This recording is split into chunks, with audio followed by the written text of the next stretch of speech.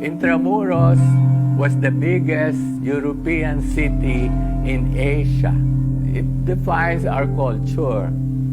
The problem is most of our officials do not appreciate it.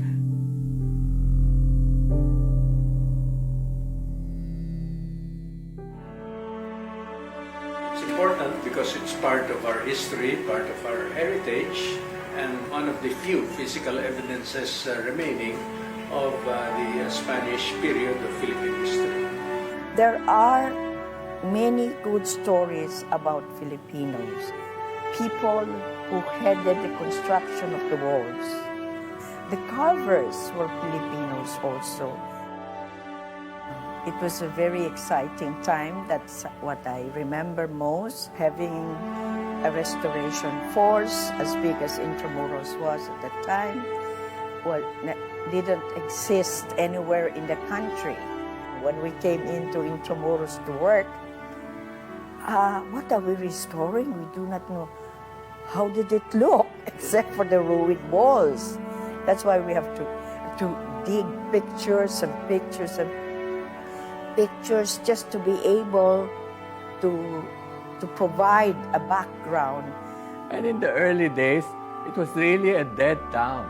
Even when Casa Manila was finished, we would make whatever pakulo just to bring in people.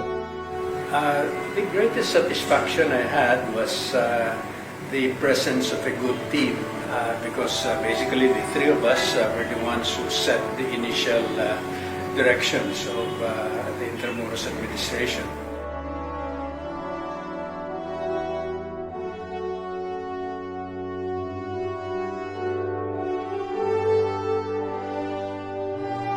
Since last year, I'm really amazed at how Intramuros has grown and has attracted so many people considering the problems we had in the beginning. They have thousands of people coming here and all of them are paying entrance fees, restaurants, all those chalets. Can you imagine? It's alive.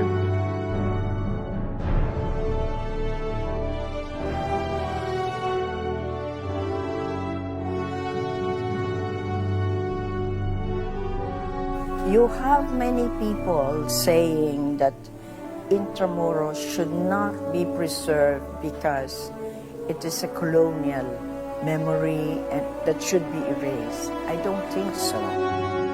So it's about time that our people should see Intramuros is not just a symbol of colonialization, but a symbol of our spirit to rise above that.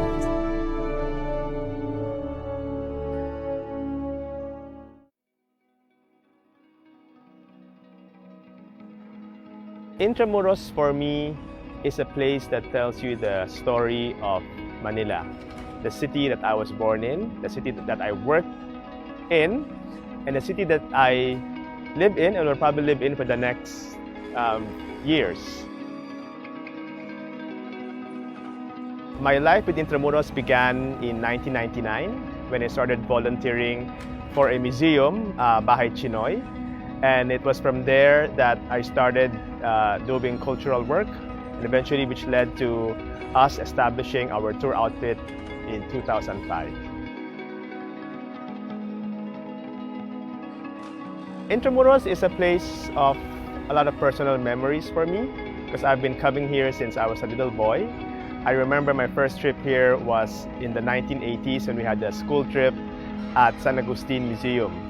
And I distinctly remember getting freaked out because I went to a crypt with lots of dead people, and which nobody really explained what they were. So that fascination with Manila's history, with my personal family's history, began here in Intramuros. I think what we do here in Intramuros introduces people to our city. And by introducing Intramuros to our visitors, we tell them the story and we make them understand the city, my city, Manila, what it was, how it is today, and what it will be in the future. My hopes for Intramuros is to be a place that is anchored in its past, but at the same time, it's a place that can have new ideas for the future. No? A place that will inspire people, a place that will create good memories, and a place that will make you feel good about being a Manileño. I'm Ivan Mandy. I'm a cultural guide from Old Manila Walks, and we have been doing historical walks around the old city since 2005. I see myself as a cultural worker and a storyteller, and I tell basically the story of our city. And the story of Manila begins here in Intramuros.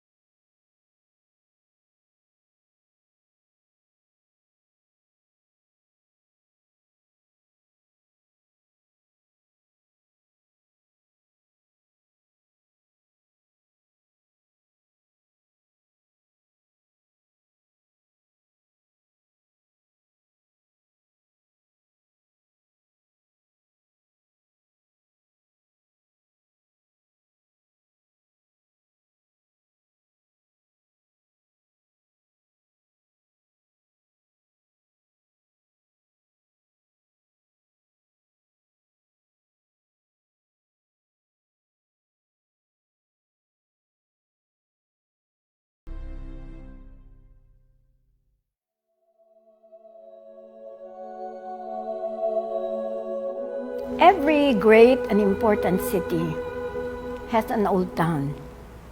Intramuros to me is Manila's old town. I have always been awed by Intramuros. It seems like when I'm coming here, there is an excitement that you feel that what happened in this place. There is something so sacred, so noble, so precious about Intramuros. I named it after my grandmother, Barbara, to just give it a Spanish flavor.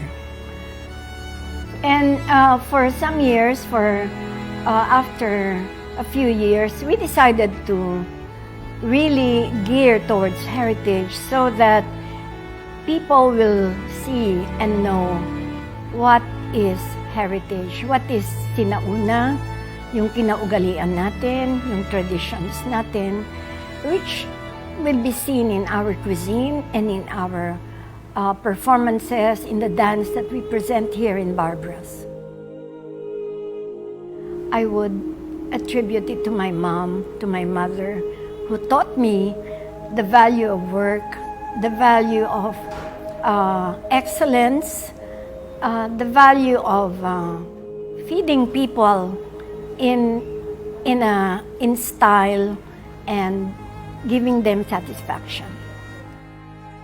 I would want to happen that Intramuros will be remembered by every person who comes to this place because of its uniqueness, its sacredness, its history, its everything. There is so much here. I'm Barbara Gordon de los Reyes of Barbara's Heritage Restaurant.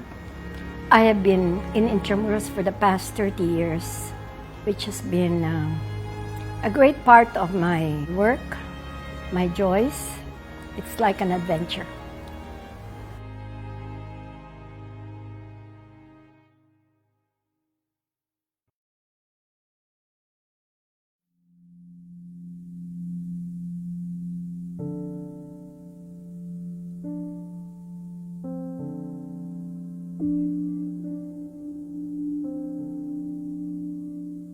I'm Martin Tino Jr. My lolo became chairman of the COMELEC, and he was the one who transferred the COMELEC to Intramuros. I was in grade school. He would go home at 6 o'clock every afternoon. They pick us up at 4 o'clock, so I have to wait for him in his office. So I would go around Intramuros in the early 50s. It was all ruins.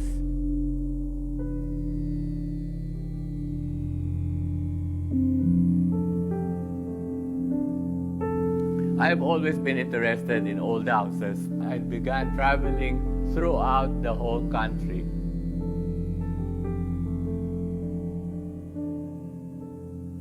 Intramuros was the biggest European city in Asia. This is our history. It defines our culture. The problem is most of our officials do not appreciate it. IA was founded. And Jimmy Laya, I didn't know Jimmy Laya.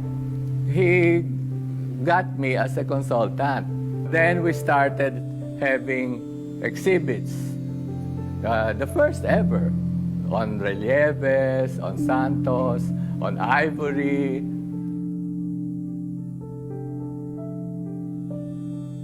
We have all these horrible looking modern buildings. I wish they could tear it down and rebuild it properly. And in the early days, it was really a dead town. Even when Casa Manila was finished, we would make whatever pakulo just to bring in people. In the afternoon, Intramuros was empty. Empty. There was hardly any people.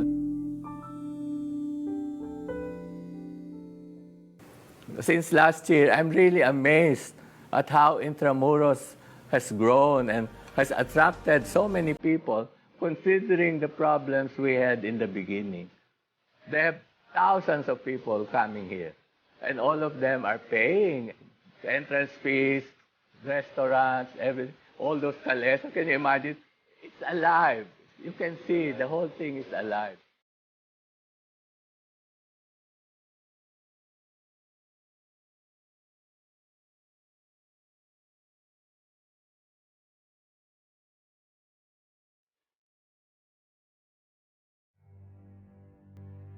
As I always say before, no, whenever we say Manila, Manila was of course Intramuros, and during the Spanish period, and it was their prime city, no? And so everything that was about Philippine history and culture during the Spanish and of course the American period began and eventually developed in the walled city.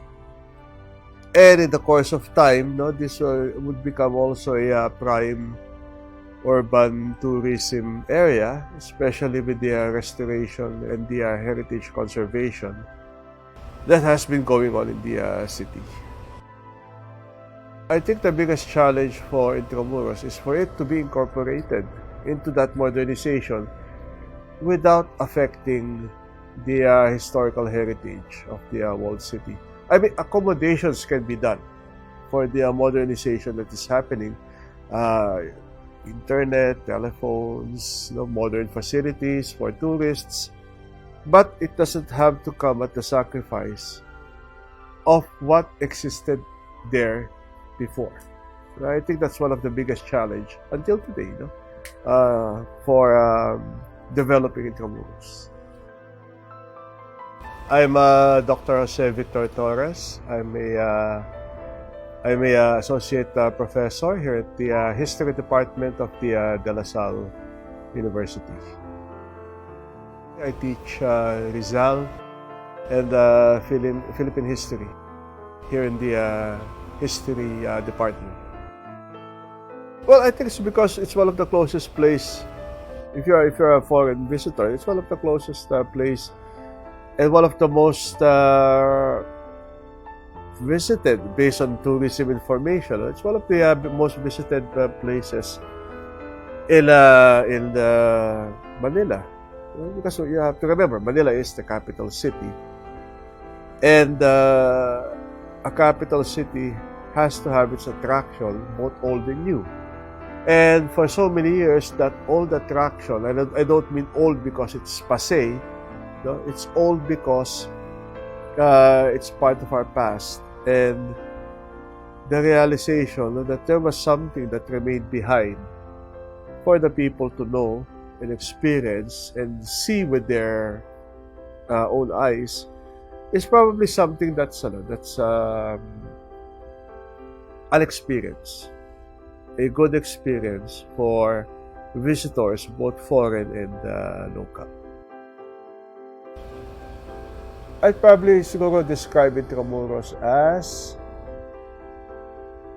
rich. It's rich in heritage. It's rich in the Filipino identity, and it's very rich in our history and culture. And I think that would fit the description not only before but today. And as I always said, whenever you walk through the streets of Intramuros, you are walking through Philippine history.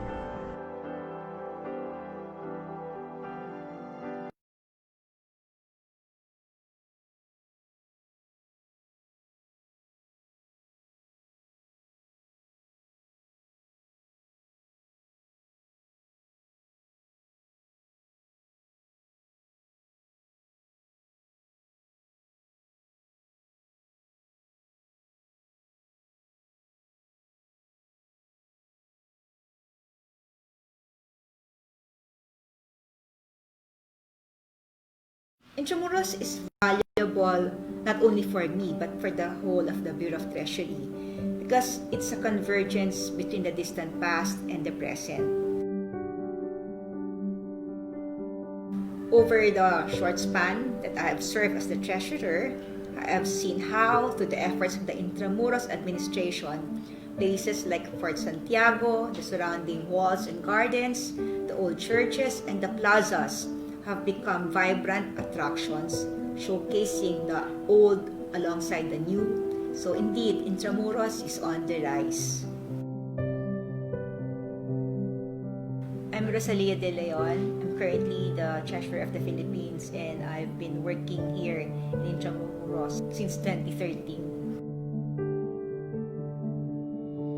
Well, personally, Intramuros is important again to me because I find solace after hard day's work. But remembering my childhood, our family, we would always hear masses in the Manila Cathedral, particularly during Easter Sundays. No? And just the same, there are also times when here in the Treasury, when our jobs will be very demanding, but as we see the surroundings of Intramuros, some sort of takes away, all this stress and reminds us of how lucky we are to be in this place, surrounded by the history of the Philippines around us. I hope that this treasure of ours could be preserved for the generations to come. I hope that we would not be detached, so we could reach out to more people and instill in them a deep sense of our history, the richness of our culture, and a deep sense of the very rich heritage that we have inherited from our forefathers.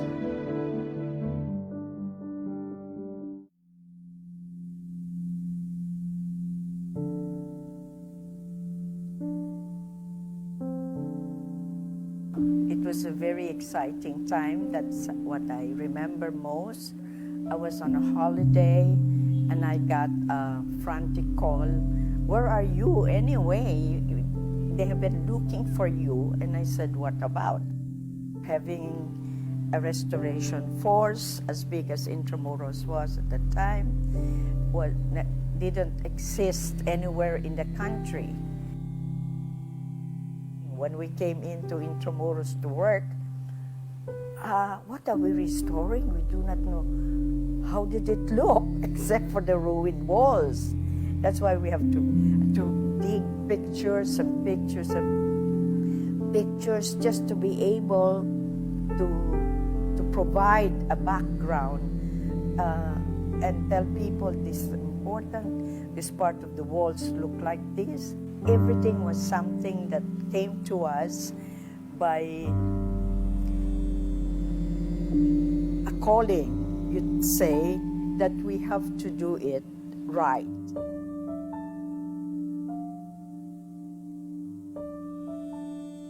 Intramuros is a beautiful memory of the past. It is like a microcosm of all things good and bad. There are many good stories about Filipinos, people who headed the construction of the walls, and they were Indios. The carvers were Filipinos also. People should follow the regulations more, and that they should not seek exemption all the time. And this applies to both government, church, and private owners. I'm Esperanza Bunag Gatunton. I was hired, I would say, I was one of the first employed in the Intramuros administration structure, and that was pretty 1979. You have many people saying that Intramuros should not be preserved because it is a colonial memory and that should be erased. I don't think so. It represents failure. It represents achievement. So it's about time that our people should see Intramuros is not just a symbol of colonialization, but a symbol of our spirit to rise above that. IA's dedication in ensuring that tangible treasures that immortalize our history are now accessible to the public is commendable.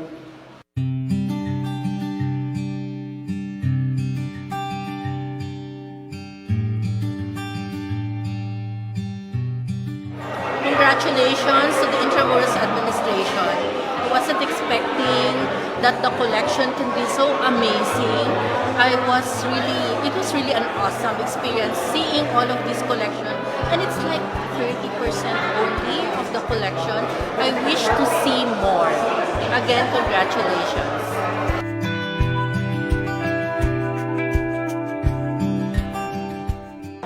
Masasabi ko ito ay malaking isang tagumpay kasi matagal namin nakatago at hindi na i-display talaga sa public yan. Pangalawa, nagpalipat-lipat na ng location yan at ngayon, na-save natin. Intramuros mahalaga para sa akin bilang Pilipino kasi maraming bagay sa Pilipinas dito nagsimula sa Intramuros. Well, actually, more than reviving the structures, ang gusto ko talaga maintindihan ng tao kung anong kontribusyon ng Intramuros sa pagmuno ng Pilipinas. Kasi kung walang pagkilala, walang pagmahal, hindi siya mananatili. Fernando Sialsod ako, Professor Emeritus sa Ateneo de Manila, sa Department of Social Ako na. Sige. Ang mensahe ko lang, dapat mas nuanced, mas complex ang ating pagtingin sa kasaysayan. Kasi mahirap itong black and white pagtingin sa kasaysayan. masyado moralistic, basta Kastila masama. Dapat mas three-dimensional pagtingin sa kasaysayan.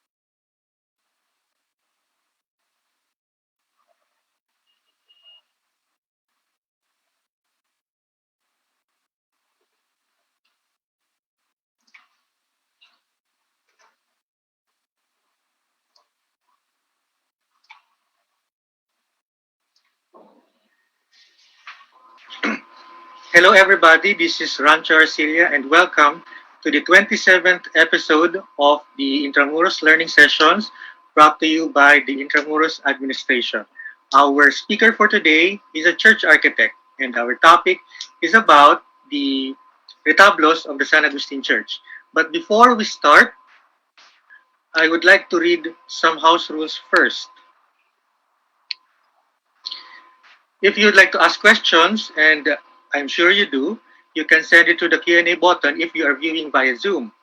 The Q&A button is found in the lower portion of the screen. If you are viewing on Facebook, you may send your questions in the comment section below. Only those who have successfully registered and viewed on Zoom will be eligible to get a certificate. A feedback form will be emailed to you after the session, and the certificate will be sent within a week. Note that this webinar is recorded. Ensure that your audio is okay, wear your reliable set of headphones, and get yourself comfortable and enjoy. Our speaker for today is Roy de Guzman.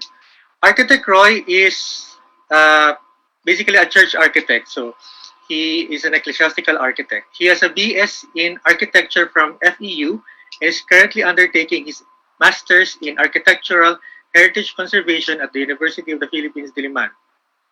Roy is the proprietor of RDG Ecclesiastical Architecture, an architectural and consulting office specialized in liturgical architecture and design. He is, among his awards are the following. So he is the first, he is an international speaker, the first Asian architects in the Academe Assembly of 2019. He is an outstanding young architect of the year in professional practice, liturgical category in the 43rd United Architects of the Philippines National Convention, and the National University Teaching Excellence Awardee for the academic year of 2016. Now, without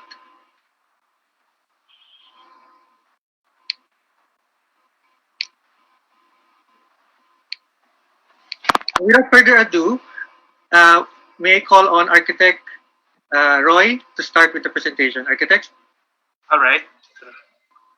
Hi, good afternoon. So I will share my screen.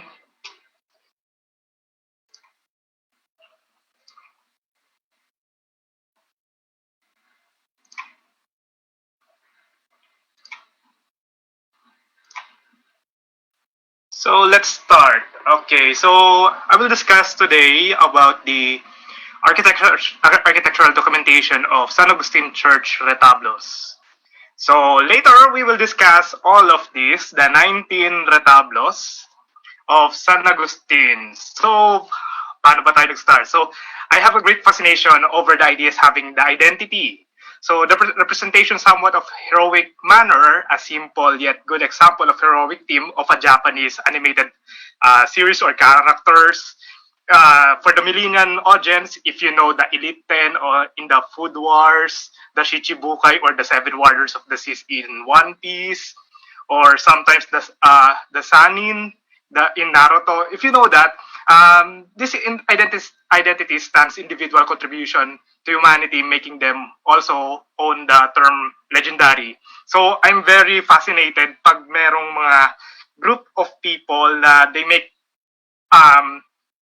things legendary for the humanities. These identities also appears the saints or religious icons such as the doctors of the church, early martyrs, the modern saints, the founders, early founders, and then the religious orders. And these categorized titles made me fascinated more even over the iconography and their individual identities. Now, fast forward, just a reflection pala, maybe in my third year college in BS Architecture, one time I visit Bohol Province, then I visit the Baclayon Church. Then, made me more curious about these identities na nagtaka ako, why it's the main retablo is different to the side retablos.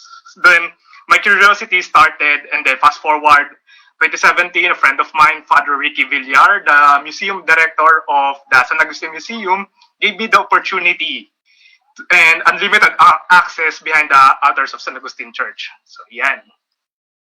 So, the objectives of this topic or these lectures about the retablos, then I will discuss also the methodology of the documentation of the retablos, also the morphology and mapping. So, per retablo, inisa-isa namin yan. We detail every parts, every parts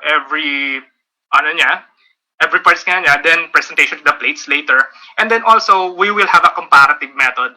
So, I will show later na anong difference sila, then meron ba silang something significant or something unique feature or identical sa nila.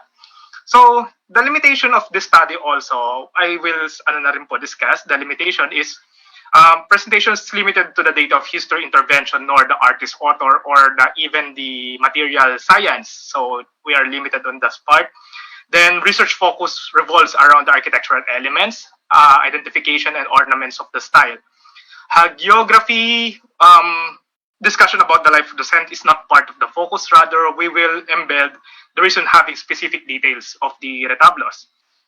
And then last one, jargons are kept for the education individuals that are interested in the study. Makeshifts gives more proper identification or definition. So yun po.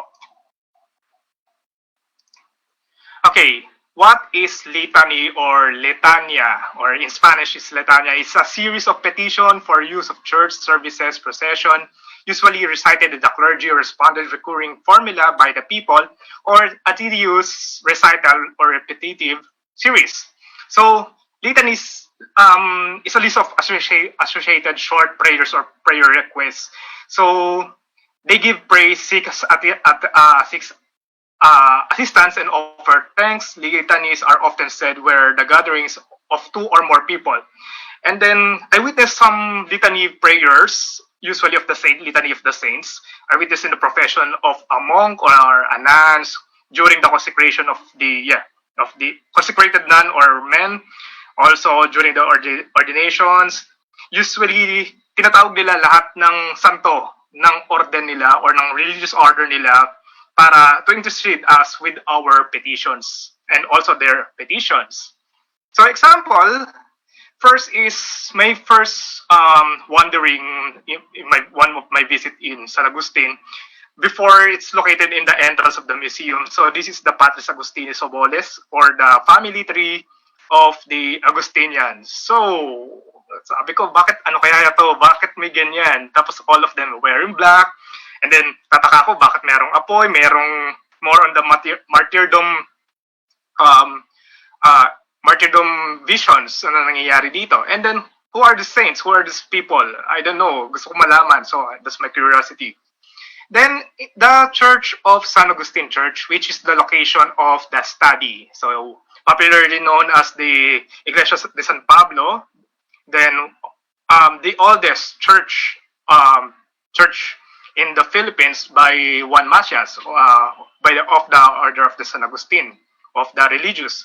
So this is the interior of the church in 1964 photograph.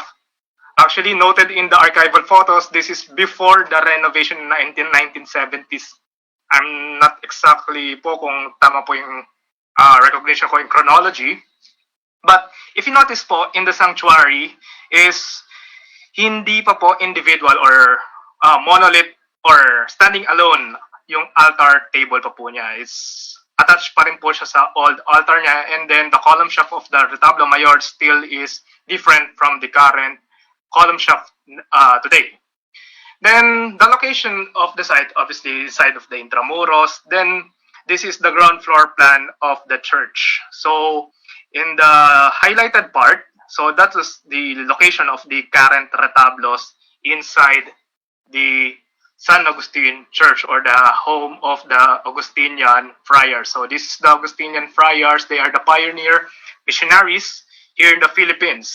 So sila po yung mga praile na nakaitim, na merong sinturon.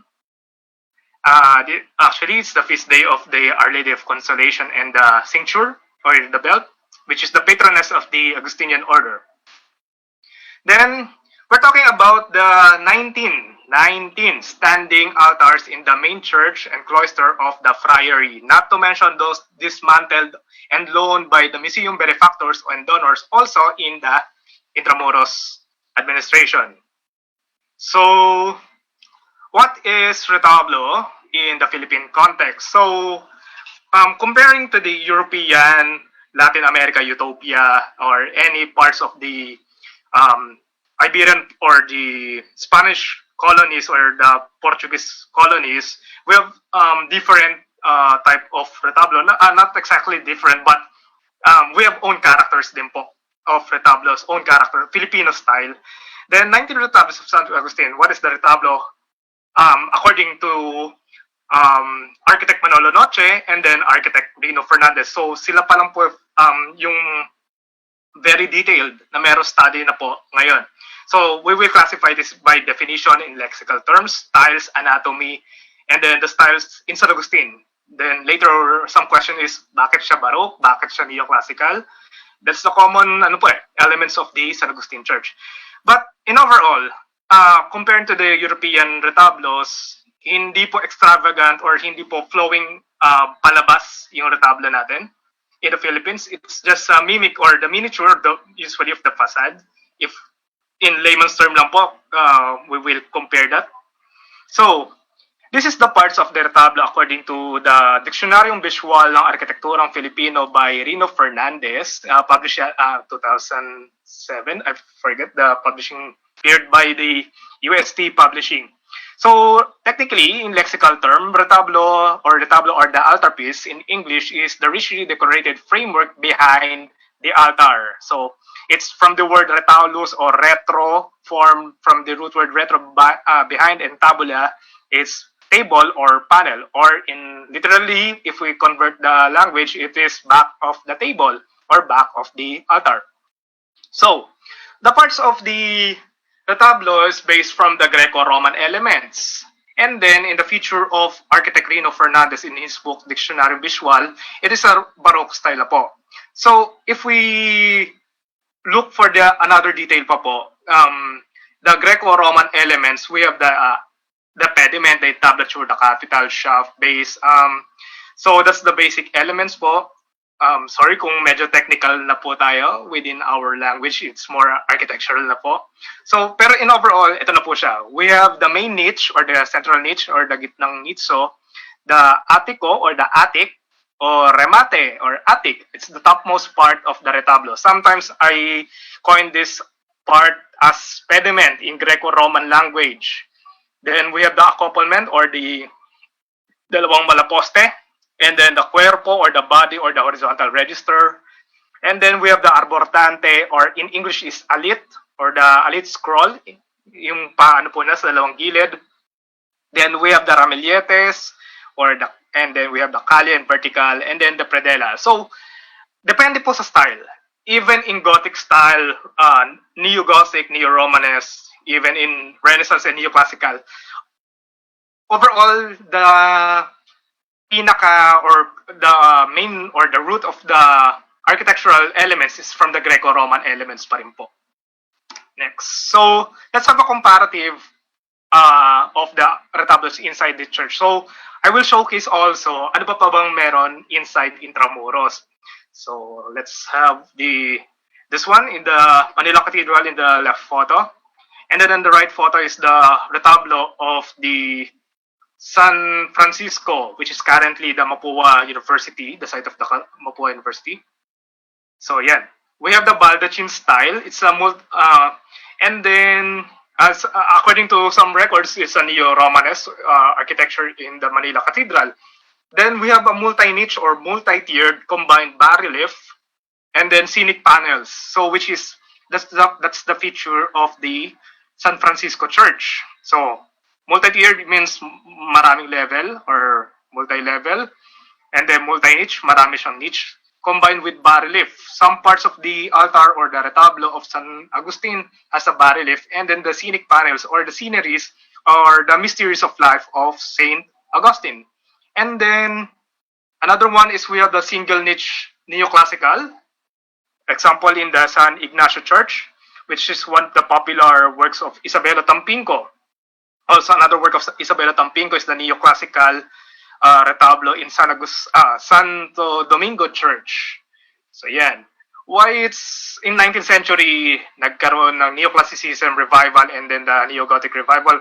First, if we trace the history related to the America, it's the neoclassical from the United States revivalism, probably.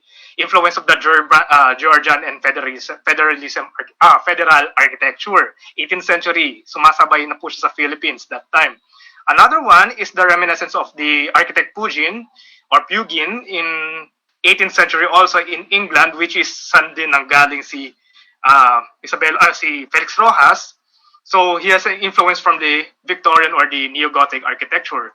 Another one inside the Intramuros is the Recoletos Church of the San Nicolas de Tolentino Church inside Intramuros. It's a combined painting panels and scenic, and then multi-niche. If you notice in this photograph, it has a 16 niche of saints. Sino kaya yung 16 na yon in the Augustinian Recollect order?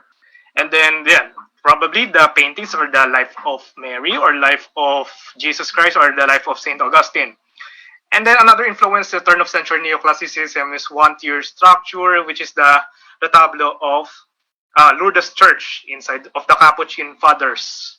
So common elements of the retablos in overall, if we compare all of this, lahat po sila or the common feature is they have the insignia or the coat of arms of their religious order. So what is the relation of that in this next slide?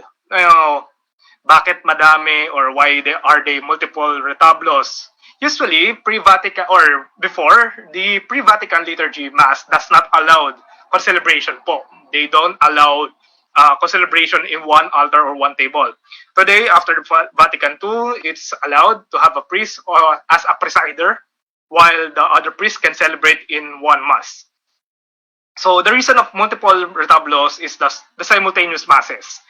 Throughout the church, for each retablo, the retablo serves as a backdrop to the altar, tabernacle. In addition, the most prayers in the pre-Vatican II liturgy are said in silence and does not require a response from the people. Hence, it's not affected the celebration of the Mass in other altars of the church. So basically, it's a common type or common na merong maraming retablo or altar ang isang conventual church or for a conventual type of church such as monasteries, priories, or any type of community houses of different congregations. So, because mas marami silang friars, marami silang nagmimisa.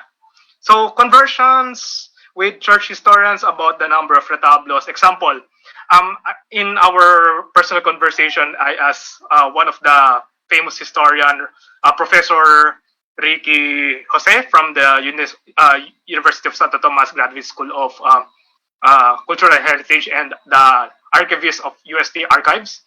I asked him na, Sir, the altars po ba reflect also to the economy of the town? Hindi niya sinabi directly na it's na to yun, but probably yes, kasi the town is mas marami silang kinikater din na priest that time. So basically the bell tower then comparing to the altars. So yun po. So another tricky question about retablos is, are retablos identified only you see a table within a saint?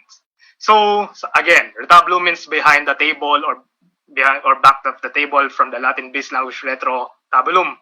As per observation in San Agustin in this photograph po, the church cloister has an array tables with images of saints. Architecturally, this can identify as a makeshift. In our language, in architecture, we will agree the language of the makeshift retablos. In liturgical language, I'm very careful.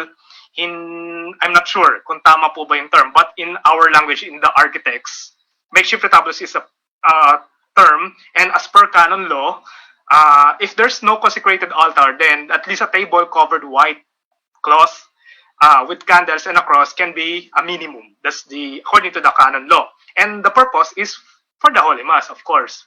And again, according to Museum Director Father Ricky Villar, from 1571 to 1965, more than 3,000 friars ang nagstay or stayed in the preparation of mission for the Asia. So that's the recorded daw po, is almost 3,000. And then average season, gaano kaya karaming friars or missionaries na Augustinians na nandito? So let's start with the presentation of the plates. So let's have a preview lang muna, some questions para mapakita natin ang what's the uncommon. So one of the uncommon features in the San Agustin Church is very few people lang po nakakapansin or nakakita natin the retablo in Sacristia. So we studied this also, the difference of the original versus the replica.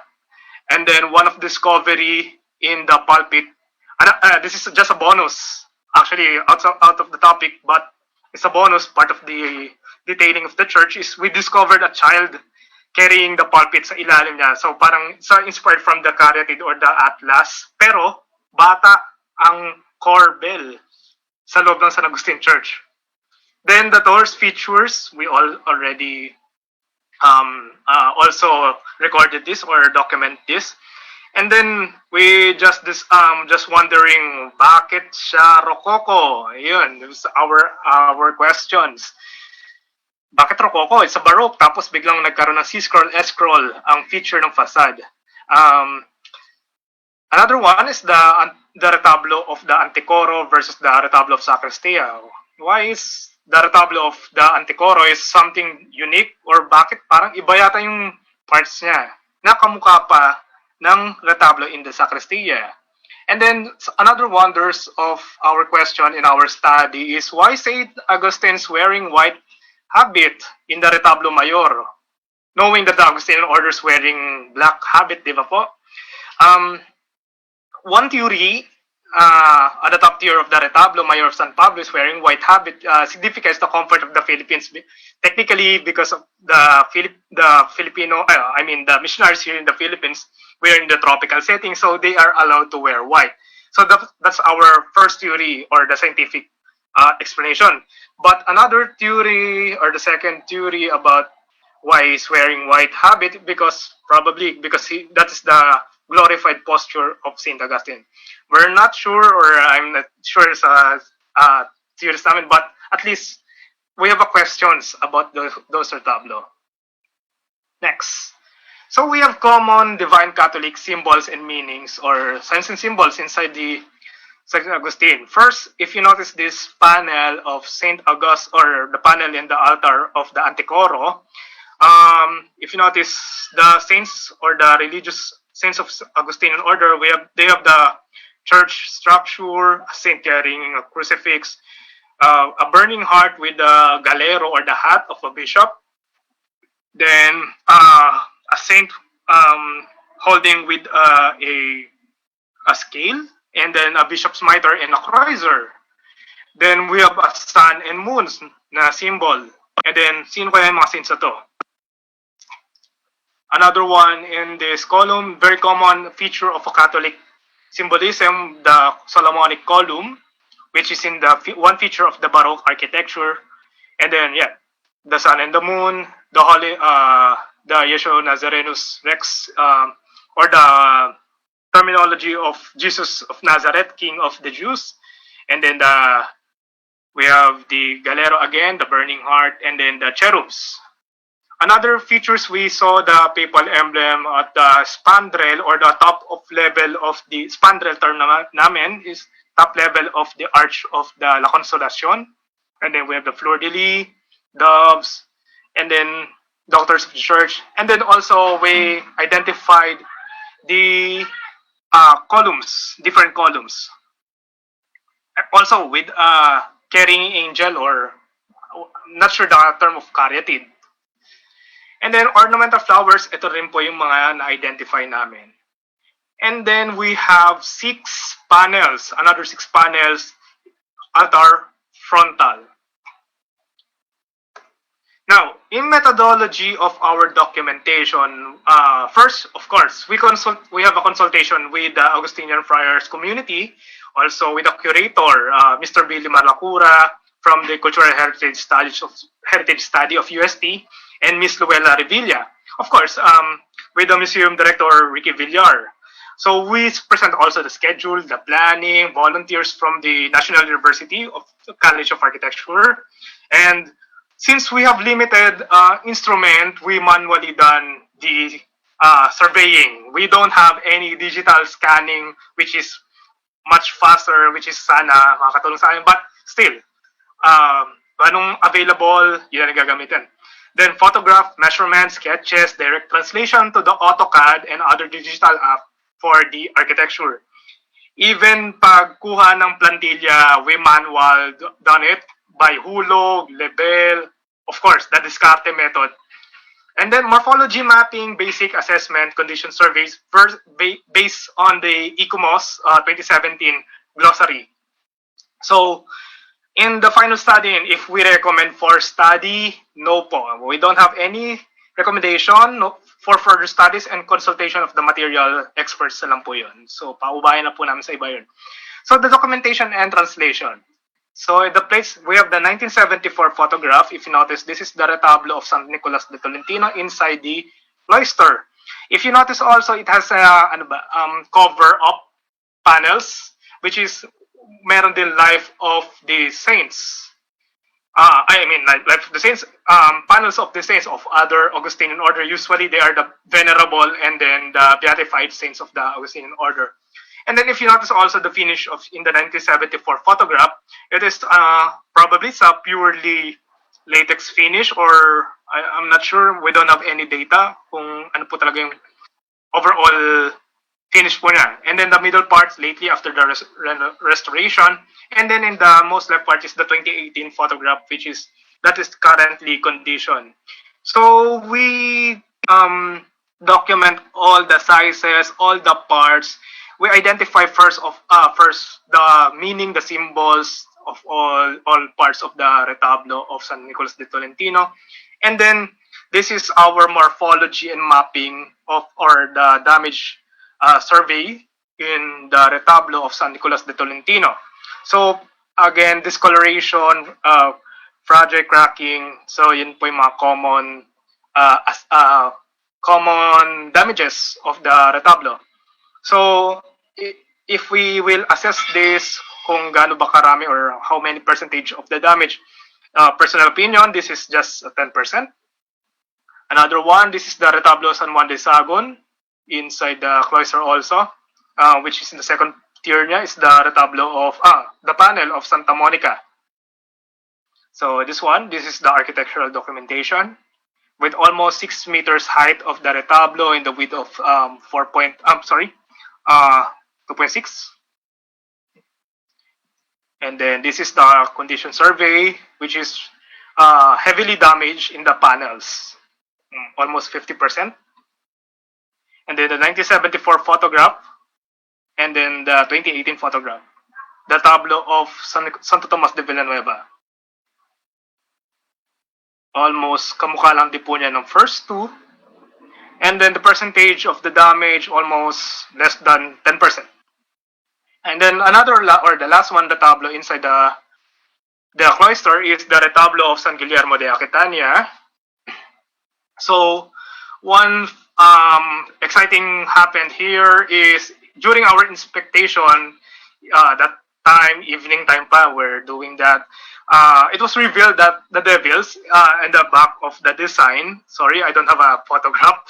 It was revealed that devils have a name in their chest, in the chest plate, sa mga statues na in the panel.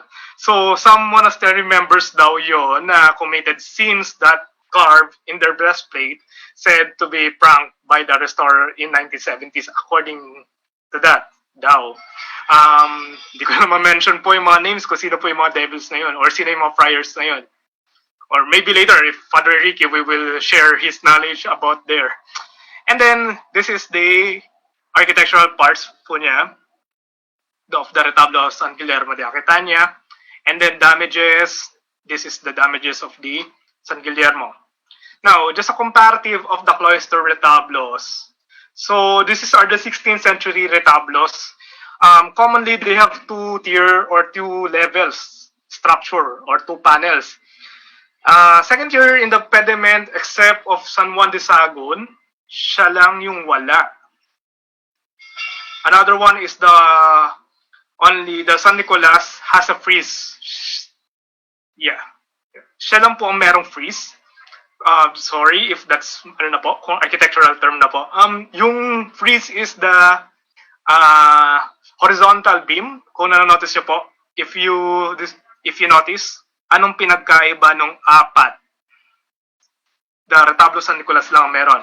Another one is only the San Guillermo painting panel lang po ang meron. The rest of the four the retablo of Nicolas, Tomas, and San Juan de Sagon, commonly they have a bas-relief. And then San Nicolas only has the Ramilletes finial or the flower finial. Another one, San Guillermo doesn't have any entablature lintel. Wala po siyang lintel compared to the tree. And then the horizontal beam, the horizontal beam. And the San Guillermo lang din po ang hindi naka-Solomonic column. Another one is San Juan de Sagon is the image standing in Pianya. Siya lang po ang merong base. So, yan po yung mga yan po yung mga something unique feature of the four retablos inside the cloister. If you notice also, in the finials, they are in obelisk, but the retablo of San Nicolas hindi rin. So, according to our studies, originally they are located inside the transept of the church. But the question is, bakit yung ibang retablo, in our observation, bakit mali yung location ng parts or something, baka may nawawalang parts from the original site, then pagpasok nila sa new location of the retablo, possible, so sobrang laki yata ng retablo noon, pinaliit nila. Then pinaliit nila, probably hindi na nila nilagay yung ibang parts. So yun, that's our observations lang po. Okay, another one is that we have the retablo of retablo of Juan de los Santos. I mean, not San Juan de los Santos. So this is the historical photograph. If you notice in the old sacristia or the sacristia antigua of San Agustin. So if you notice in the right side photograph, it has a Saint Michael in the middle part of the retablo. And then ito yung may pinakamaraming niche inside the San Agustin. So it has a 16 niche and excepted for the central part and then the tabernacle. It's originally located on this is the retablo mayor of the San Agustin. If you notice also, according to Professor Ricky Jose, during the 2016 biennial convention in Sorsogon, according to his explanation, this is a Renaissance style because of the multi-tiered structure comparing to the Baroque na lesser ang ornaments niya. Yan po. So, left side photo and then the right side photo is the current and then we just discovered na yung size of the retablo of Juan de los Santos is less than 6 meters lang pala yung kanya. Akala namin siya yung pinakamalaki.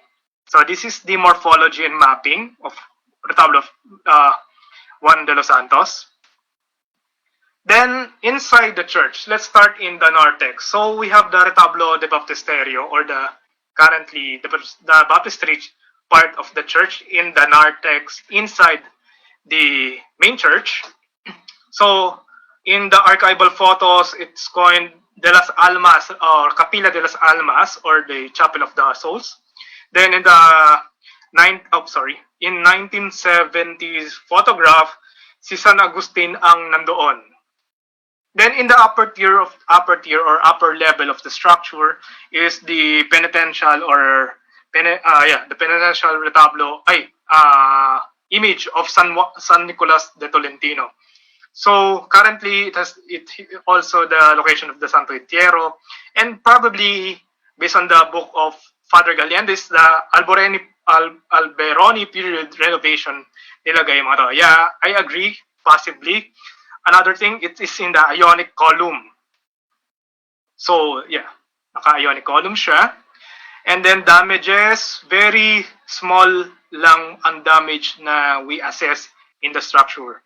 Parallel in the chapel is the chapel of the Rojas Zobel de Ayala, which is the retablo of Santa Maria de la Asunción, which is before, it is the twin retablo in the De las Almas or the retablo in the Baptisterio. Then in 1945, it is converted to a marble or the Carrara marble type of the retablo. Actually, this is the most, for me, this is the most expensive retablo uh, inside the church. Then it is Carrara from Italy. Yeah, so it's popularly known the chapel of the Zobel Rojas or Rojas Zobel de Ayala, Soriano also. So just a comparative. So this is the late, probably 18th century photograph. So yeah, magkamukha sila. Ayan. And then currently, no, it's different. So this is the retablo of de la Asunción. Damages, very small, very few discoloration of the damages. Next, in the nave, so we have the retablo de San Jose. Actually, the old one on the left photograph, that is the old San Juan de Sagun turned to San Juan or turned to San Jose. Yeah. If you notice also in the photograph, in the second tier or second level, so they just put up the image of San Juan de Sagun, and then they replaced the image of San Jose. Some question is, where is the bas-relief in the second tier or the upper part or the attic part of the retablo? So yeah, so the total height of the retablo is 6.9, which is what the tallest inside the nave, in the nave area lang po ha. And again, if we compare this to the Juan de los Santos, mas mataas pa po pala siya. Akala namin, Juan de los Santos is pinakamalaki. So about the damages, recently, I'm not sure if the year 2000 restoration, that's the latest intervention of the retablo. And then some damages, less than a 5% discoloration, fabrication parts. And then in the parallel side is the retablo of the Santo Tomas de Villanova. So yan. So comparing of the other retablos, this is in ionic column also. And then a one-tier structure with the sun rays in the second tier. And then damages less than 5% also. Another one is the retablo of Santa Monica, which is originally the retablo of San Miguel Arcangel. Then they rededicated to Santa Monica. Then currently the Santa Monica retablo, same situation with San Juan de Sagun. They have a missing part or the missing part panel. And then we have the 1982 photograph in the retablo of Purisima or the retablo of the Immaculada Concepcion. The older photo is in the middle part. If you notice also, they have different style of the Immaculada Concepcion. Meanwhile, the latest one and then the 1982 photograph, it is already in the Murillo style. And then overall, parang walang nabago. It's all parts of the all parts of the image, all parts of the retablo of the Immaculada Concepcion is still original, comparing to the first three. And then we have the retablo de Santa Clara de Montefalco. All parts are still intact. Damages, same pa rin po. They have cracks and then discoloration. And then the adjacent part is the San Nicolas de Tolentino. So all parts are intact. Now, nave retablo comparative, commonly they have an average height of 6 meters by 4 meters of width. Then, what's the common feature? First is the top level or the tier level of the structure. They have broken pediments or swan lake pediments. Then some parts are missing. And then the entablature part of the structure is the retablo of Santo Tomas Villanueva is the unique one because it's not extruded part, unlike sa other na punch in, punch out. But if you notice, it's one surface flat lang po ang sa Santo Tomas de Villanueva. In short, the Santo Tomas Villanueva is the neoclassical style comparing to the Baroque style na nakasolomonical feature of the retablos. In the middle part of the retablos, or if first is the arches, they have identical. walang magkakamukha sa kanila. Every arches of the niche is different. Then the middle parts, some parts of this commonly they have Solomonical columns. And then the retablo of Santa Clara de Montefalco is much more detailed compared to the others. And then in the predella part or the pedestal part of the retablo, something question in the retablo of Santa Monica, where not sure kung napalitan ba siya because the parts is it's not same parts of the other parts niya, parang add-on lang siya eh. We don't have any data. And then the altars, okay naman po, all are intact. Next. So this is all over the true Baroque architecture inside the San Agustin Church. Next is we have in the transept part, we have the retablo of Santa Rita de Cascia. So previously, this is dedicated to the Santo Cristo de Burgos or the crucified Christ of San Agustin Church. Then it was rededicated to Santa Rita de Cascia, which is one of the popular saints of the Augustinians. So it has a height of 11 meters. And then it's a start of the neoclassical architecture. If you notice also in the uppermost part niya, which is in the pediment or the attico, it has an emblem or insignia of SR or probably the Santa Rita. So some parts of the damages of the Santa Rita retablo is discoloration. And then unique feature of the Santa Rita retablo na naka-marble din po yung kanyang altar. In this photograph, we apologize, we don't have a current picture of the marble altar of the Santa Rita. Another one is we have the retablo of Virgen Coronada, Nuestra Señora de la Consolación y Correa. If you notice in the photograph before, in 1982 photograph, wala pa po yung papal emblem in the spandrel part of the retablo. Also, the colors of the frieze, the column, the faux marble of the column shaft, wala pa po before. So, parts of the retablo menor of the Nuestra Señora de la Consolación still intact pa naman po. Maybe because of the previous renovation, probably 2010, 2011 renovation or restoration that time. The adjacent part is the retablo of Santo Niño, which is currently now, ang nakalagay po is the Santo Niño de Cebu. If you notice also in the top tier of the retablo, ando rin po yung emblem or the name of, holy name of Jesus Christ. Yan po. So damages, almost the same. Wala naman masyado.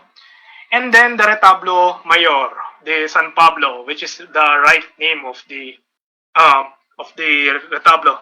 So we have the archival photograph undated, probably before the American period. Then the central part is the 1982 photograph, and then the 1960s photograph in the most right side.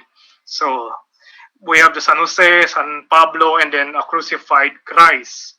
But common feature again, still intact, is the San Agustin in above or in the top level. So we will feature also the silver tabernacle, and then if you notice also, they have some unique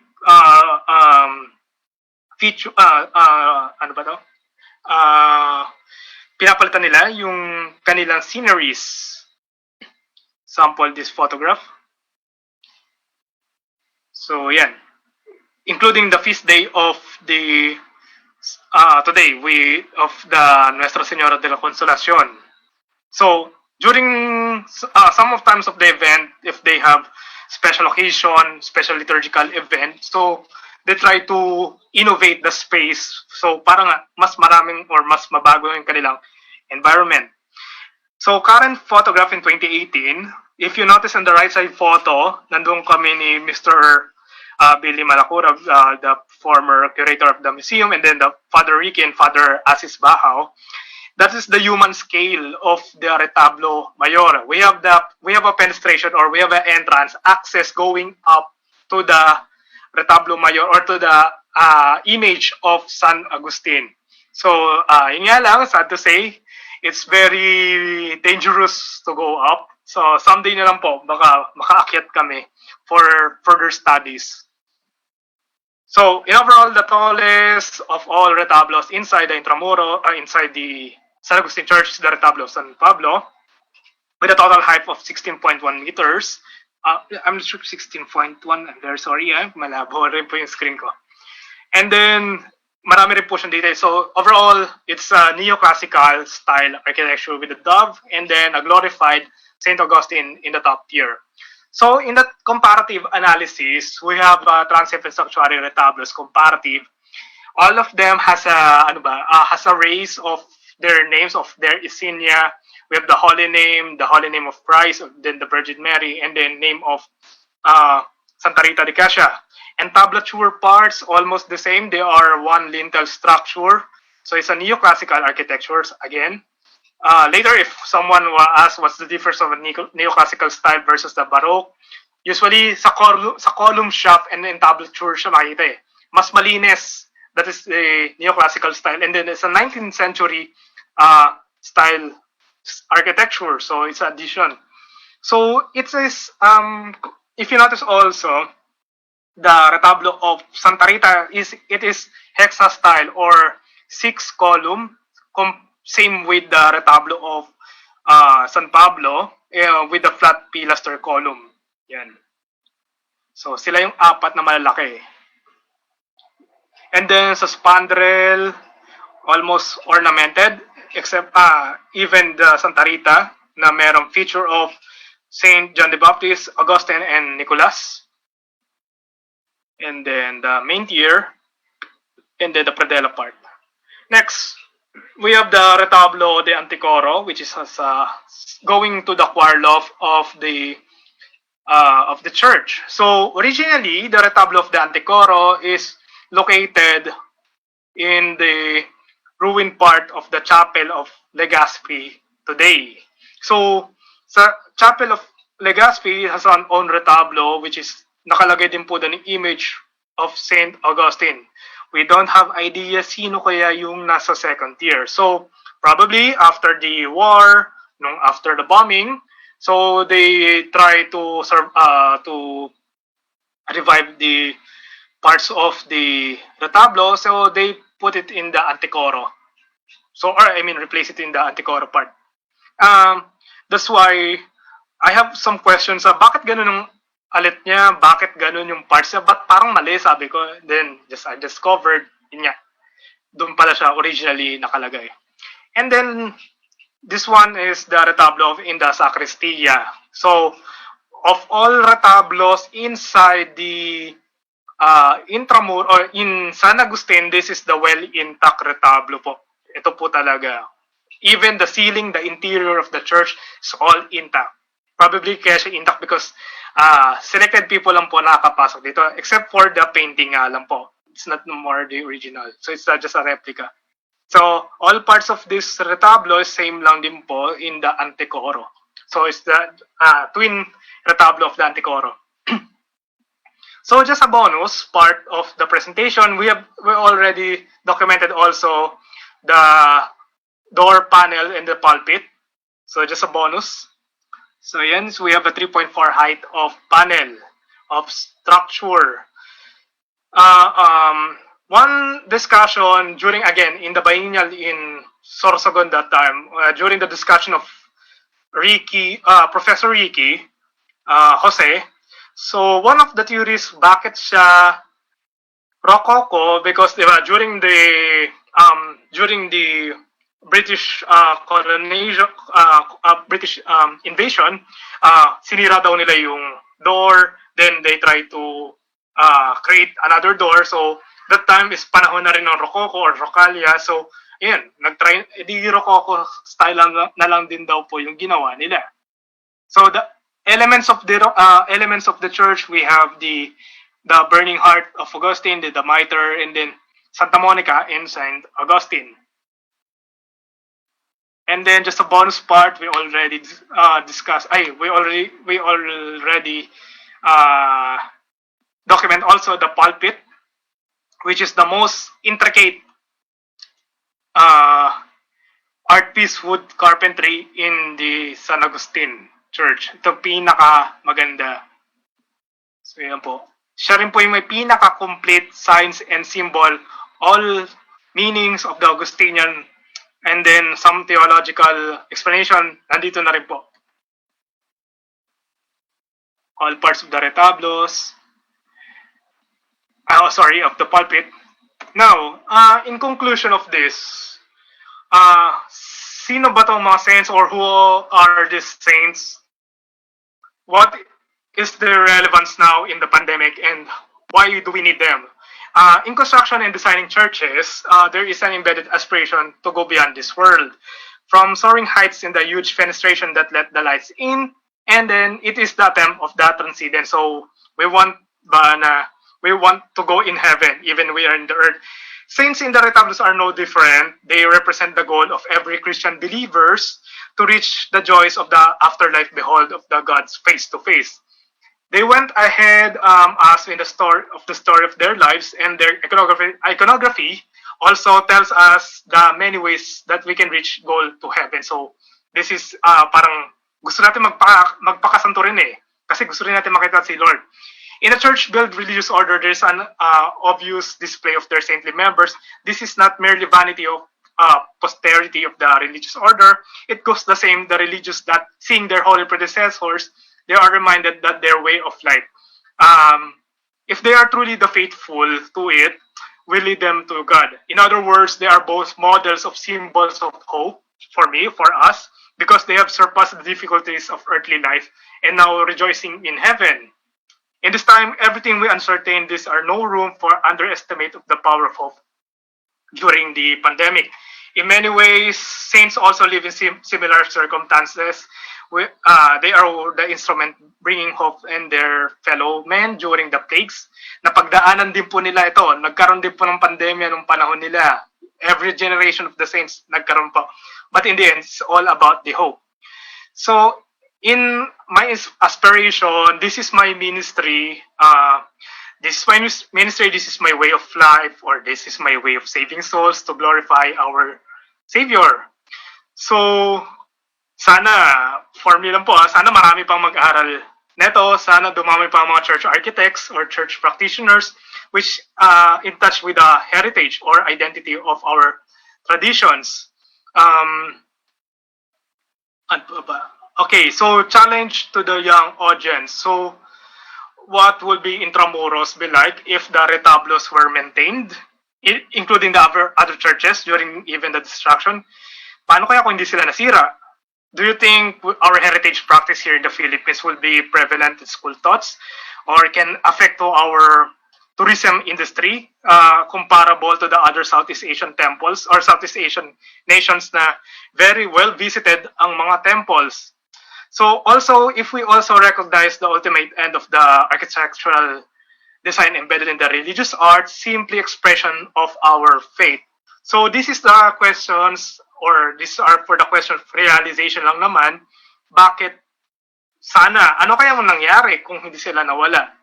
So yun po. So this is our references and bibliography. Of course, Padre Gallende, the book. This is just an excerpt of his book. We just continue kung anong meron lang siya. I don't have any original data of this study, but my contribution is more architectural drawings. As far as I know, wala pa pong any drawings yung mga retablos po natin.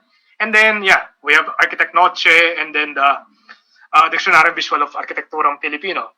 And then acknowledgement, of course, from the Intramuros administration, from the San Agustin Church, the Order of St. Agustin, Vicariate of the Orient, and then this my personal consultant, sila po.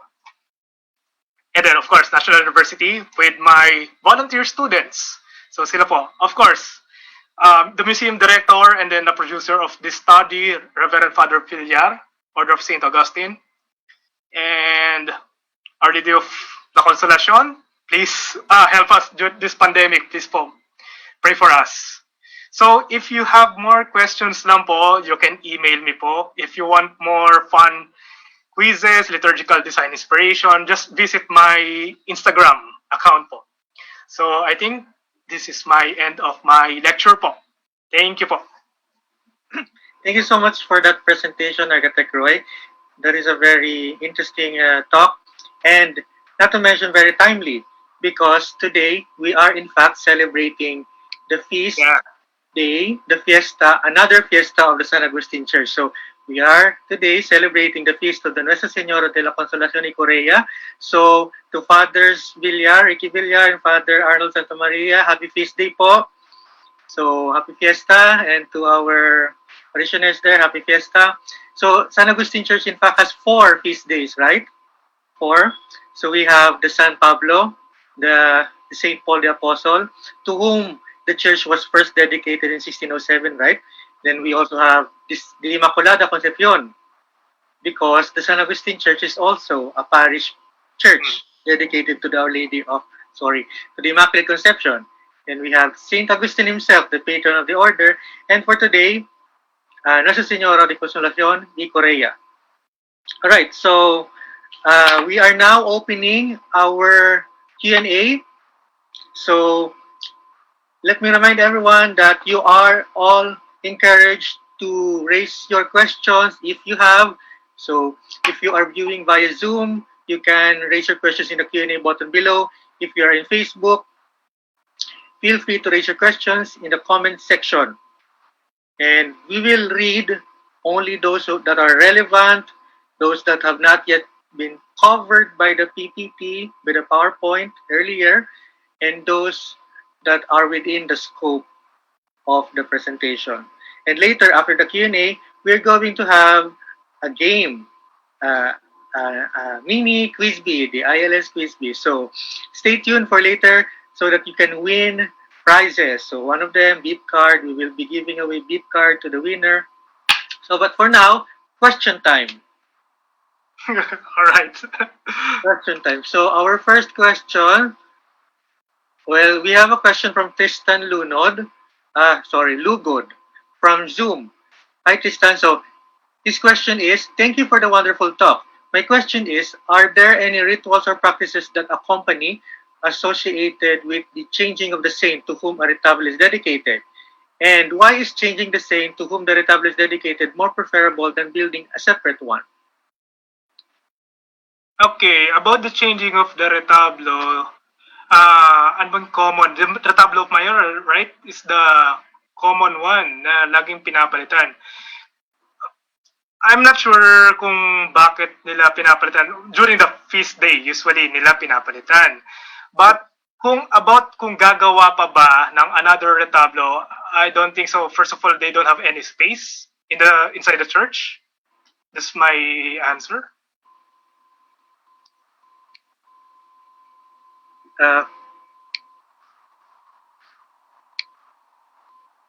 Sige, sir. Our Architect Roy, is that your answer? Yeah. Okay, sige. So, sorry. Our next question is from Juan Paulo Hanolino from Zoom. So, in one of the recent pictures posted by the San Agustin Facebook page, I've read in the caption that there was an altar of the relics located somewhere within the sanctuary which was dismantled in 1875. How does it look like and why was it removed? Actually, during the feast day or something important event, nilalagay nila talaga yung mga relics ng mga santo. So, during the special events. And then the pre-Vatican altars usually associated also with the relics pag nagmimisa sila. So, it's an intercession also of the retablos. Now, kung another question is, kung ginagawa pa rin ba yan ngayon, hindi na masyado. Hindi na nila ginagawa masyado. About the relics or collection relics of the order, I don't have idea right now kung nasaan or tinatago ba nila or nilalabas pa ba nila during a special event. But in other churches, example, in San Beda, usually, pag meron silang special event, nilalabas nila yung mga relics nila sa altar nila, nilalagay nila. I'm not sure to the other churches po. I don't have idea po.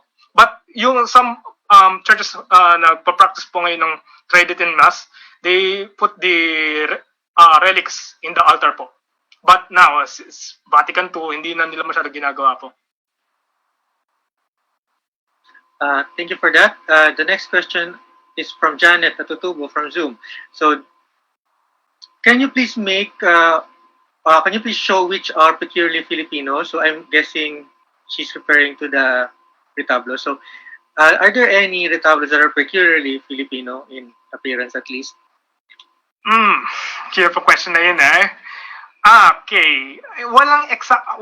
First of all, paano ba natin masabi talagang Filipino ang isang architecture or isang retablo?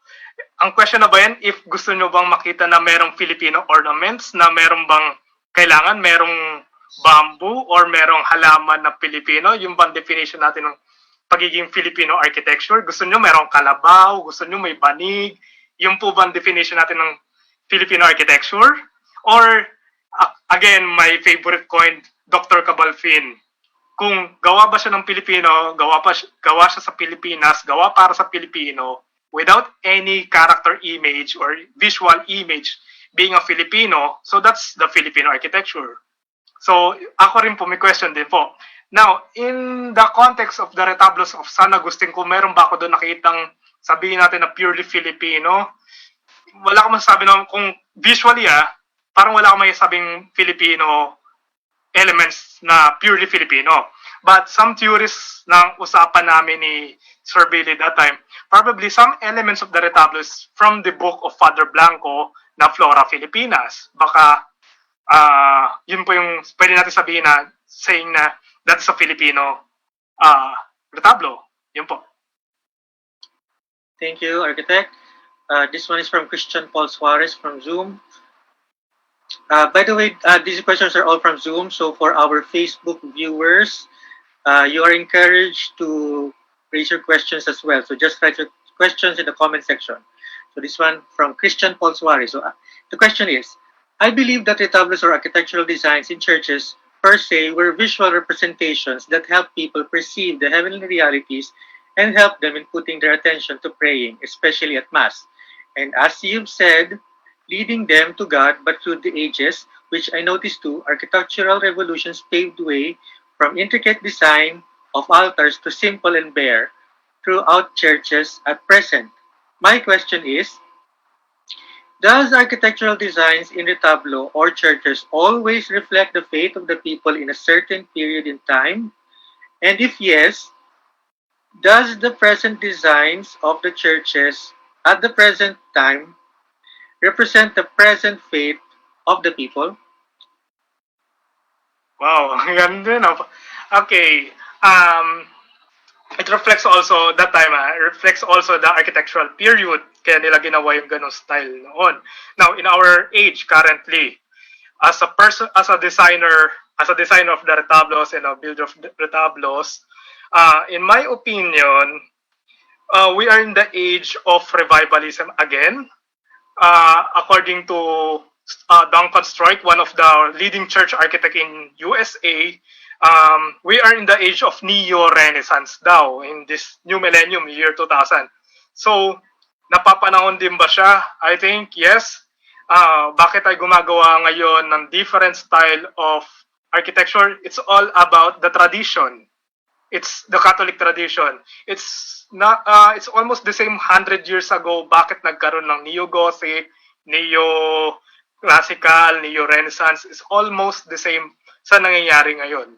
So yeah, it's reflect also to the faith of the faithfuls, and then for every parishes, yan. Depende rin po kung saan parishes, kung economically gusto nila mag-revive ng retablo na depende sa style, depende rin po yun sa designer. So yun po. Thank you for that. This one is from Alexander Villaluz. So this is his question. Tanong, May pagkakataon ba na ginamit bilang batayan ang mga retablo ng San Agustin sa pagbuo ng mga retablo ng mga simbahan na itinatag ng mga Agustino sa labas ng Intramuros? Halimbawa, Bulacan, Pampanga, at iba pa. All right. Probably yes, and probably no. Kasi outside Intramuros, for me, my observation, visual observation, mas marami pong mas magagandang retablo outside Intramuros. Kung pinagbabasihan ba siya, probably sa panahon natin ngayon, doon natin siya pwedeng gawing study or basihan paano gawin ang retablo. If we compare to the other Augustinian churches in Pampanga or in Batangas or in Ilocos, mas magaganda yung mga nandoon. So kung i-compare ba natin yung retablo ng San Agustin to the other Augustinian territories, indefinite yung answer ko. Tapos, Augustinians lang yon. Paano pa pag pinag-compare natin to the Franciscan and then Recollects and Jesuits? Every retablos of other congregation in every province, mayroon po silang kanya-kanyang characteristic or style of architecture. Example, in the Laguna Lake churches of Franciscan churches, hindi natin pwede i-compare yung mga yan sa mga Augustinian churches. Ibang-iba talaga itsura nila. Or if you go to Bohol, hindi mo pwede mapag-compare yung mga gawa, mako-compare mo rin po yung gawa ng mga Jesuita at mga Recoletos eh. So, for me, hindi ko sila pwede pag-compare. Every retablos has own characteristic, has own identity. Lahat po sila magaganda. Correct man ang kanilang anatomy or mali, still, it is a retablo, it's a reflection of our faith. So, yun po. Thank you for that. This one is from Dennis Roland Castaños from Zoom. Related to the British invasion, were there retablos destroyed, looted, or taken by the Brits? If some were taken by them, can some of them be seen in the British Museum, if ever? I don't know. I don't know the answer. I don't know. Okay. This one is from Jason Cabaneros from Zoom. Are Philippine parish priests free to just modify their respective parishes without consultation with heritage workers? Oh, about that, yeah. In this generation, they are already aware. We have heritage consultants, church experts, at least sa panahon natin ngayon. The best example is the Archdiocese of Pampanga or San Fernando, Pampanga. They have very strict implementation in terms of renovation or in changing of their some parts of the church. They consult every consultants of their committee in the Archdiocese kung meron pong babaguhin. Here in the Archdiocese of Manila, meron din po, especially mentioned is Father Jenny Diwa. Lagi po siyang kinoconsult. And then, the parish priests also need to consult also the government agencies, which is the National Museum or the National Historical Commission. So, sila po yung mga kinoconsult. About that, in the end, it's all about the decision of the priest. Or, I mean, the decision of the bishop, followed by the decision of the council or the parish pastoral council and the local community of the parish. So, about that, kung si Father lang bang merong personal decision, my answer sa age po natin ngayon, sa panahon po natin ngayon, hindi na po. Usually po, they consulted all, pwede pa pong i-consult. Dapat po, decision of all po, lagi po yung final result po. Thank you for that. This one is from Michael Joseph Kabawatan. So, the question is, the San Agustin Church, I've heard, has Chinese accents because of the laborers who were Chinese. And in Pawai, for example, the type of buttressing was supposedly a Filipino thing. Is there anything similar in the retablos? Yeah, actually, the plants, may book na before si Intramuros administration about the elements of the Santos. If you notice yung clouds, the ensaymada clouds, the plants where is in the Chinese motif, some parts is yung mga frets. Some of these are from the Chinese element. So, yeah, sa retablo ng San Agustin, sino bang pinaka merong Chinese ornamentation? Probably the one de los Santos. And then the four inside the cloister. Inside the nave at saka the transept, I don't think so. Parang wala masyado. But if you notice the method of the leaf, the methodology of the sculpture of the images, singkit, di ba po? Yeah, it probably is a Chinese ornamentation na rin po. In Chinese influence ornamentations. Thank you for that. This one is from Juan Carlos Cham.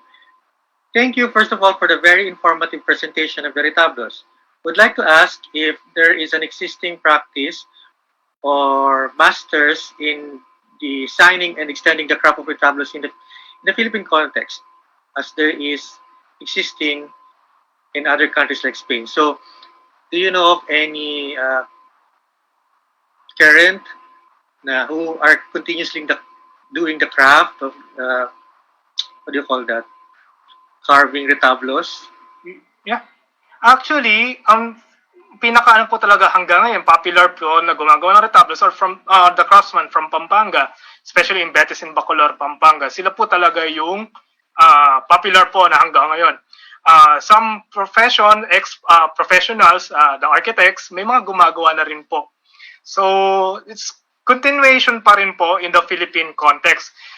If the question is kung comparable ba siya sa Spain or sa any South American architecture, for me, hindi ko siya pwede ipag-compare kasi it's all about Filipino context. So, kung ano na lang po meron ngayon, yun na lang po yung basehan. Now, do we have a formal school ba na designing of any liturgical arts? Currently, as far as I know, UST pa lang po ang meron under the College of Fine Arts. But in College of Architecture, we are under of the CHED curriculum. Some of us were practicing based on the specialization practice with the heritage conservation. Yun nga lang po, it's not exclusive for the church architecture. In short, wala pa po talaga tayong eskwela exclusively for the church architecture compared to the Spain, to the South American countries. Yun. So, yun. Wala pa talaga dito sa Philippines. Kung meron man nagpa-practice dito in the Philippines, it's more on the street smart lang or mana-mana from their masters or from their previous predecessors or from their teachers. Yun na lang po. Then, paano nakakapag-craft? Probably more on the research part or some of them nagte-training pa sa Spain. I will mention Maestro Willie Layug. Talagang nag-i-invest pa po siya in Spain para lang ma-apply niya dito sa Philippines. Then, he will share it to sa mga taga-Kapampangan o mga neighbors niya. So, yun po. Thank you for that. And unfortunately, we are running out of time for the Q&A. But we have one last question. For those who are interested in studying further this topic, what sources can you recommend, both secondary and primary? Primary resource. For the basic, for the architecture, we have a curriculum. We have the history of architecture. So, our primary resource pa rin po is the Fletcher Bannister. We have the FD Teaching, the Dictionary of Visual Architecture. So, if you need to know more about the building anatomy, the strict way or strict methodology of a classical architecture, kailangan po talaga aralin muna yon before tayo pumunta sa parts of designing of a retablo. Now, if we're talking about na talaga retablo, anong primary resources natin? Currently now, we have book of architect Manolo Noche, Manolo Noche. He has a book, Retablos. And then another one, Dictionaryong Visual ng Arkitekturang Filipino by Rino Fernandez. So that's for the local. Other local pa po na ginagamit ko na until now is very resourceful sa akin is the Simbahan of Regalado Trota Jose, and then some books of Father Rene Havellana, which is the La Casa de Dios. So sila po yung parang pinaka-primary resources ko. Question, in terms of concept of design of retablo, meron po akong in-outsource from the other country, which is the Behind the Altars by Judith Sober. Yun nga lang po, it's a European context, it's South American context, but in the Filipino context, hindi po natin siya ma-apply. In overall, anong pinaka-basic para matuto gumawa ng retablo? First is study the history of architecture, then application to the Philippines, then application of the local books of Javellana, Jose, Fernandez, and then Noche. So, yun po. So, that's my recommendations po. Thank you for that. And for actually, we still have a lot of questions, but it is unfortunate that we are running out of time. We still have a game. So anyway, so for those who have questions and you are genuinely interested in knowing the answer, you can email our speaker, guzmanroyjan@gmail.com. So feel free to directly contact our speaker if you would like to request for consultation or an interview. For those who are doing their thesis, you can email directly our speaker, Roy de Guzman.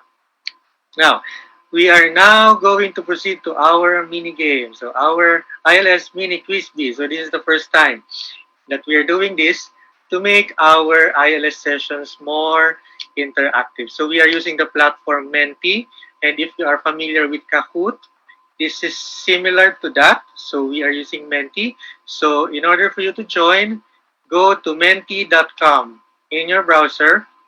Just go to menti.com, or you can scan the QR code as shown in the screen. So if you join and you win, you get a chance to get an Intramuros beat card, an Intramuros themed t-shirt, an Intramuros themed tote bag. So we have prizes for you, and only one, we're going to give it to only one winner, so the one with the highest score. So there are 6 questions in the game, and some of the questions are very easy actually, and but you will score higher if you answer faster. So it's not just about answering correctly, it is also about answering fast enough. So how do you join? So anyone can join. Go to menti.com. Then once you go to menti.com, enter the code. Make sure to put your real name. So this is very important. We will not give a prize to those who win na did not give their real name. So later, once you win, how do you claim the prize? So make sure you use your real name, of course. Screenshot your phone once you are done and once you have won. Then email us your screenshot, your complete mailing address, together with a valid government-issued ID. So I think we shall proceed now with the game. So there are 6 questions. So we call on our colleague Mishina to share the screen, right?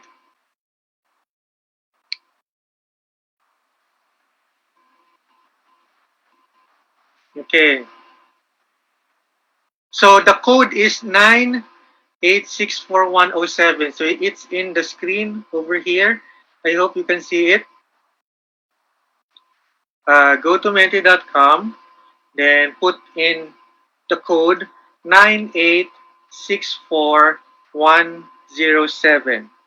So I repeat, 9864107. So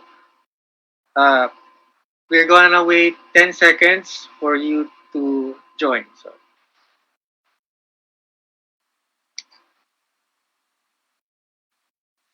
So again, I repeat, 9864107. Go to menti.com and enter 9864107. Make sure to put your real name. Okay, make sure to put your real name. But if yeah, so your real name. Okay, so let's start. Wait.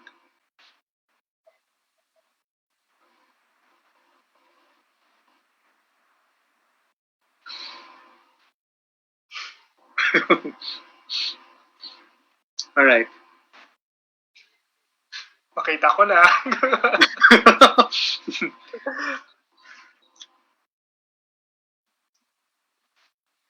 So,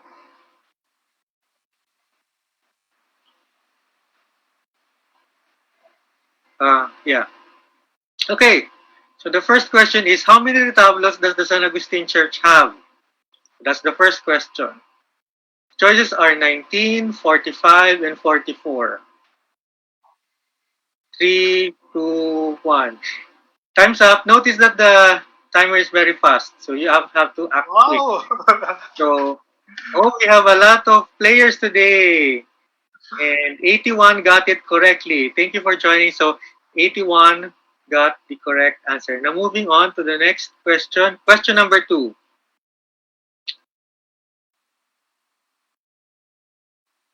Who is the patroness of the Agustinian order in the Philippines? Nuestra Señora de la Consolación de Corea, Nuestra Señora del Santísimo Rosario de la Naval, Nuestra Señora de la Divina Pastora. Okay, the correct answer is Nuestra Señora de la Consolación de Corea, whose feast we are celebrating today. So happy feast day again. Viva la Virgen. So 78 people got it correct. Congratulations. Notice that while a lot of you will win, only one will get the prize. The fastest one to answer. So question number 3.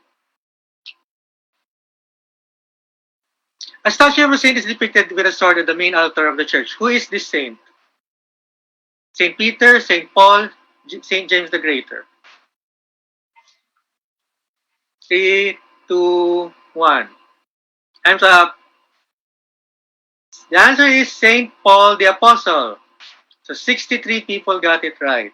Congratulations. So Saint Paul is the saint to whom the church was first dedicated in 1607. So next question. Question number 4. The ceiling of the San Agustin Church is a representative example of what type of painting? Chiaroscuro, avant-garde, tromloy, chinoiserie. 3, 2, 1. Correct answer is trompe-l'oeil. So 48 people got it right. Congratulations. Then moving on to our 5th question.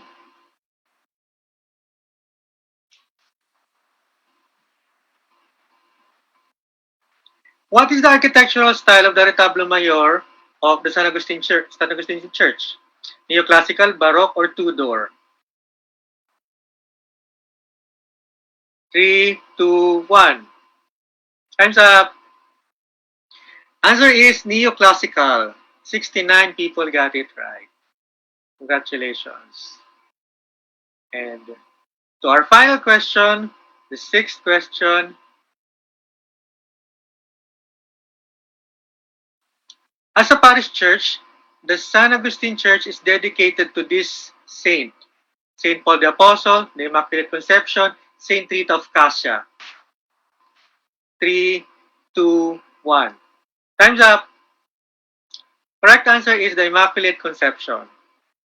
So, the San Agustin Church is also known as the Immaculate Conception Parish. Okay, so who won our quiz B? So we are... Wow. The winner is Paolo John Cerezo, who got 5,541 points. Congratulations. So, Paolo John, make sure to screenshot your phone right now. Screenshot it, and then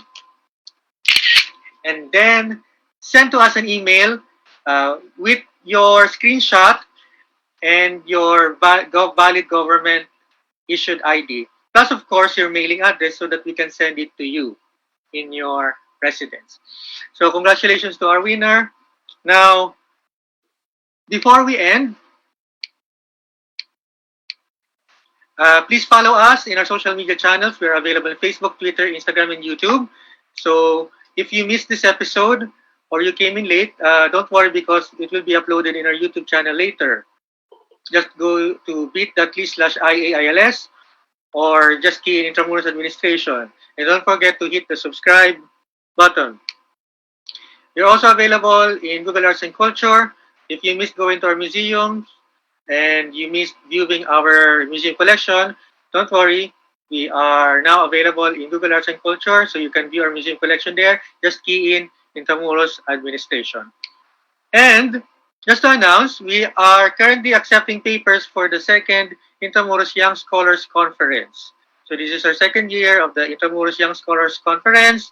So in order to join, you must have completed an original undergraduate thesis in Intramuros.